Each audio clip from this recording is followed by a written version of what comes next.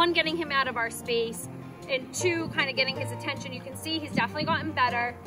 Like I said, we've had him out here for like, you know, on the cross eyes brushing him, but out here kind of with the others and working for maybe 10-15 minutes, and you can see he's sweaty again. So he's getting there, but that's all like muscle memory too that he's working through, right? He's trying to find the right answer. He's trying to be good. He's trying to be a good boy, which he's trying. That's the number one thing. I know we talked last week about frustration and kind of keeping your emotions kind of under wrap and just focusing on you and him and your relationship. So Sarah's done a great job at that. She's staying really calm with him because it can get frustrating. So like I said, I had her work on right away. He was whinnying and pawing on the fence. Sometimes I like my horses standing and kind of working through that, but I think that this is a little bit of a different thing for him. It's kind of him being patient.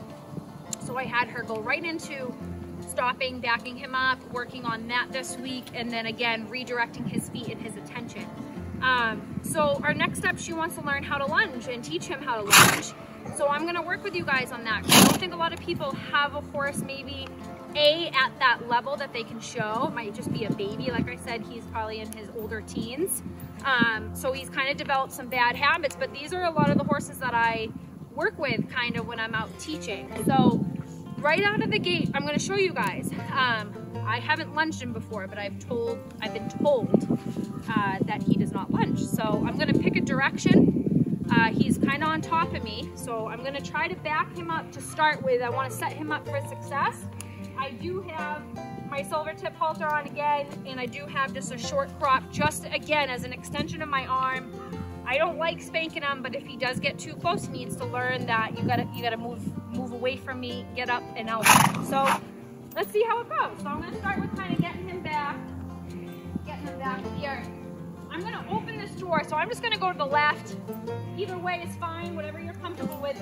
I want him kind of away from me, so I'm gonna hold this door open, and I'm gonna look at the hind end. I'm gonna just kind of tap him. Look away, that actually wasn't as bad as I thought. Maybe it's the other way they said that he doesn't lunge. So I push, but you can see it's not perfect, right? He starts to kind of crowd your space, but I just kind of tap that hind end a little bit. Now, I'm not gonna worry about my positions a whole lot right now. I'm looking at the hind end because I want this horse to move forward. That's where the gas and the motor is. But I'm also trying to keep my body pretty balanced on the rib cage because I don't want him to stop yet. Right there, he slowed down. Now I like to keep myself in the center, but for him, just the fact that he moved out like that is huge. So I am gonna kind of move around with him just a little bit.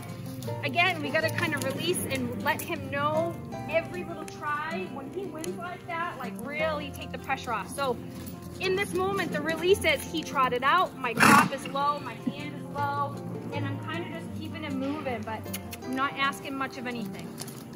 So I'm gonna stop him. When I stop him, it's gonna be dramatic, right? He's never stopped on the line before. I'm gonna jump in front of him, pull that rope, release it when he stops. Now when I jump, let's see if I can get him to stop here. And for him, I want him out on the circle because we worked so hard last week to keep that personal space. So I want that release point still out and away. Down the road, we can teach him to come into the middle. But right now, I want him kind of out on his own at a healthy distance.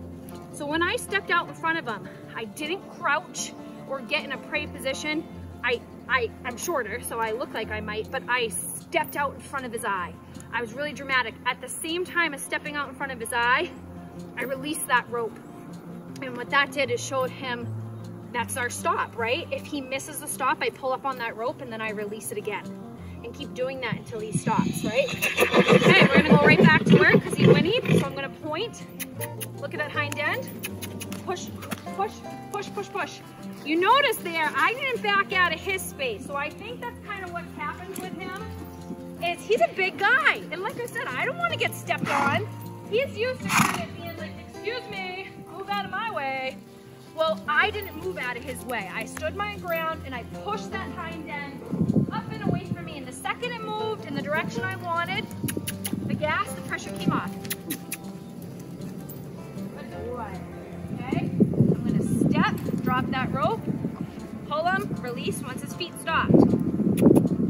right? Make him look at me. Okay, let's try the other way now, okay? Point, dramatic. Push, no. Push him out and away, good boy. So I stopped him.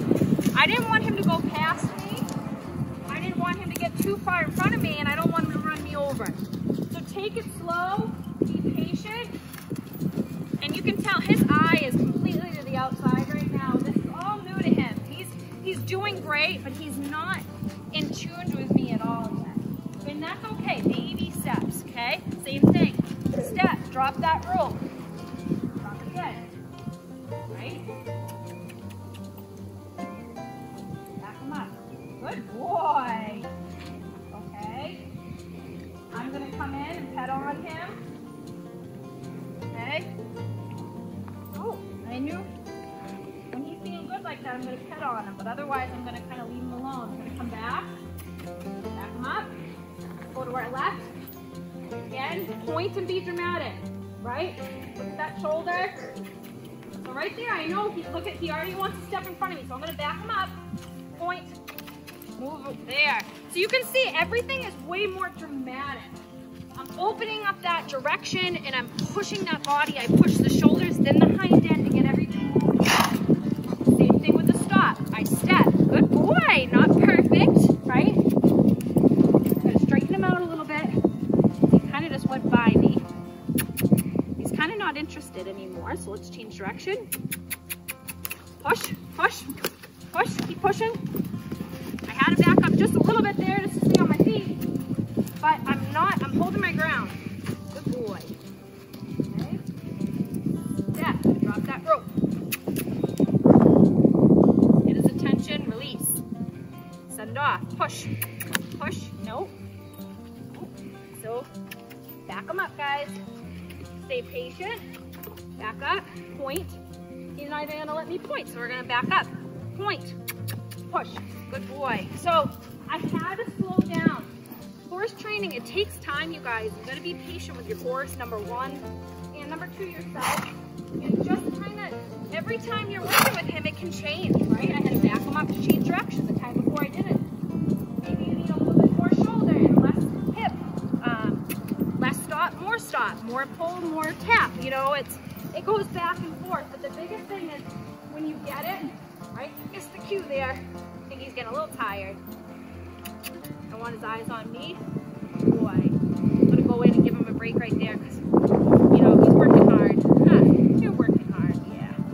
So it just takes time, guys. Be patient, break it down, be consistent as much as you can. If you have questions, let me know, but don't be afraid to kind of take a step back and just see where you're at, right? Don't do this over and over and over until you bury him into the ground. Like, he needs a break. You can be consistent and work very diligently for, you know, 20 minutes or so, but then go take a break or let him roll, like give him some time to come back tomorrow, because I can guarantee every time you do that, end on a good note. Push him enough that he's learning, but don't over push him. You can tell, I can tell he's getting a little bored right now. So I'm gonna have Sarah do a different exercise, because let him soak that in. That way when we come back to it, maybe tomorrow or a little later today, he's fresher, he's not, you know, bored of it. Because once they're bored, believe it or not, it's probably because you were bored a few seconds before them. So I hope that helps, and hopefully next week he's not running us over as much, right? But he's a good boy, so have a good day.